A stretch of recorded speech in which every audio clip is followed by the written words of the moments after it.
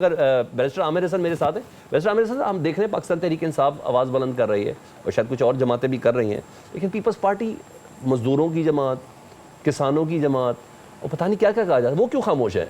काकड़ साहब इसलिए बीच में कौमी असम्बली में अगर ये इशू उठा है तो पीपल्स पार्टी ने उठाया है। अब इशूज़ उठाने के दो तरीके हैं। ठीक है, एक तो है कि आप बुग़्ज़ के अंदर आएँ और गंदम के मसले को जाके इलेक्शंस के साथ जोड़ें और हर बात आपकी फॉर्म 47 पे ख़त्म हो, तो फिर तो बुग़्ज़ समझ आ जाता है। फिर अवाम का दर्द नहीं है, गंदम के बहरान का इशू नहीं है, किसान के साथ दोस्ती नहीं है, आपको अपनी कोई अंदर का बुग़्ज़ है जिसे ठंडा करने के लिए आप बहाने तलाश करते हैं। किसकी तरफ इशारा है? सर आपका इशारा मुझे समझा देना जरा प्लीज। सो कॉल्ड ऑपोजिशन है जिसका आप नाम ले रहे हैं। अनवारुल हक काकड़ साहब को भी बुग़्ज़ है आपसे? मुझे नून लीग से, सॉरी, अनवारुल हक काकड़ साहब ने अगर कुछ मसला है तो तहकीकाती कमीशन बन गया है, कल उसके सामने वो जाएंगे। फॉर्म 47 की बात कर रहे हैं आमिर भाई। आपने कोई उनका बयान सुना है? जी जी, कहाँ पे? मुझे दिखाएं जरा क्लिप। उन्होंने फॉर्म 47 हनीफ अब्बासी साहब ये बता रहे हैं कि मुझसे ये बात की? नहीं, उन्होंने कोई किया है तो मुझे दिखा देना। हनीफ अब्बासी साहब कह रहे हैं, उन्होंने मुझे ये कहा कि मैं फॉर्म 47 वाला मामला खोल दूंगा। बहस तो नहीं हो सकती। मैं कह रहा हूँ कि अगर उन्होंने कहा है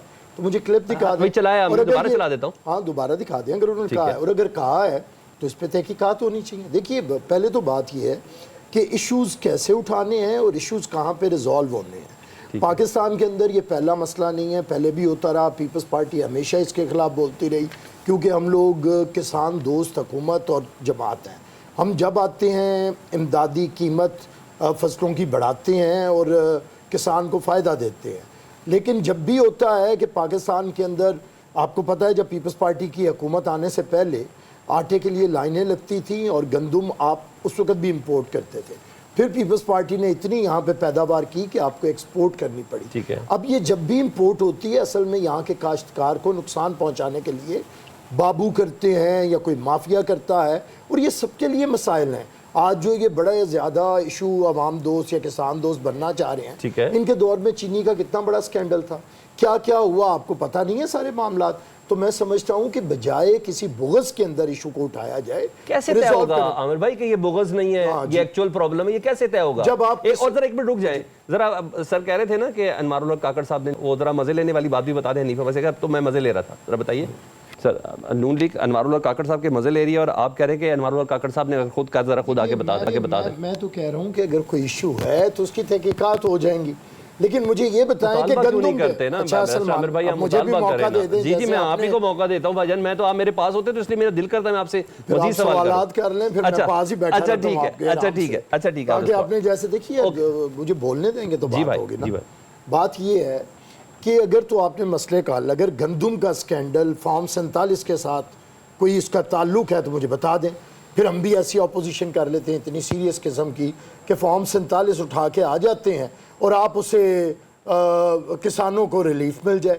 फॉर्म 47 से अगर कोई मिलता है, देखिए पाकिस्तान के अंदर जो मसाइल हैं उन मसाइल को मसाइल के साथ नथी करें और उन्हें हल कैसे होना है उसका फोरम असम्बली है, आपके अवामी नुमाइंदे हैं, आपकी सूबाई हुकूमतें हैं। मैं समझता हूँ कि अगर आप पाकिस्तान के अंदर हर चीज़ को सिर्फ फितना परदाजी के लिए रखें और पाकिस्तान के अंदर सिर्फ फसाद क्रिएट करना चाहते हैं, फिर और बात है। बिल्कुल अगर ये निगरान हुकूमत से ये मसला हुआ है और नज़र भी आ रहा है कि ये कोई मसला ऐसा हुआ है कि इन्होंने इंपोर्ट की है, इसके बावजूद कि गंदम हमारे पास मौजूद थी, तो उसकी तहकीकात होनी चाहिए। अगर कोई ऐसा स्कैंडल है, वो काकड़ साहब हों या डार साहब हों, उसे किसी को भी इस पर रिलीफ नहीं मिलना चाहिए कानून के मुताबिक उस पर। लेकिन इसका ताल्लुक अब आप ये जोड़ दें कि उससे आपस में लड़ाई हुई है। आम आदमी नहीं है ना, नून लीग का बंदा नहीं है ना, पीपल्स पार्टी का निगरान वजीर आजम कह रहा है अगर मैंने फॉर्म 47 की बात की तो नून लीग किसी को मुंह दिखाने के लायक नहीं रहेगी, मुंह छुपाती। ये कोई आम आदमी नहीं है कि कमिश्नर को काकड़ साहब अगर इतने दिलेर हैं, उनके पास सबूत हैं तो ले आए। बात तो इतनी है ना सर, आपके वोटों से सेनेटर बने, मैं तो आपके कह रहा हूं आपके मौक़िफ़ की शायद तायद कर रहे हैं। वोटों से सेनेटर नहीं बने, अपने वोटों से बने हैं। हम ये कह रहे हैं उन्हें कि देखिए अगर वो लेके आना चाहते हैं तो ले आए। बात ये है कि किसान के अगर मसाइल हैं, अवाम के अगर मसाइल हैं, तो पीपल्स पार्टी इस पर बड़ी क्लियर है कि हम लोग ये चाहते हैं कि पाकिस्तान के अंदर अवाम को जो अवाम की बुनियादी सहूलतें हैं उन्हें उनमें महंगाई नहीं होनी चाहिए। फिर किसान को उसका हक मिलना चाहिए जो मेहनत करता है, मजदूर को उसका हक मिलना चाहिए।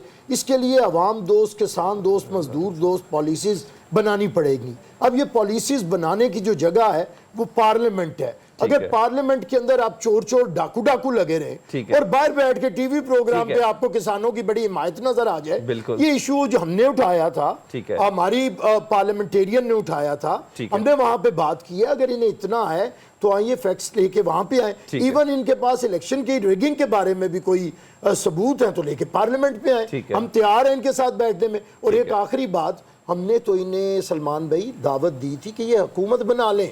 अगर ये हुकूमत बनाना चाहते थे तो सबसे पहले इन्हें दावत दी थी। अच्छा, ये हुकूमत बनाना भी नहीं चाहते और किसी को हुकूमत करने भी नहीं देना चाहते।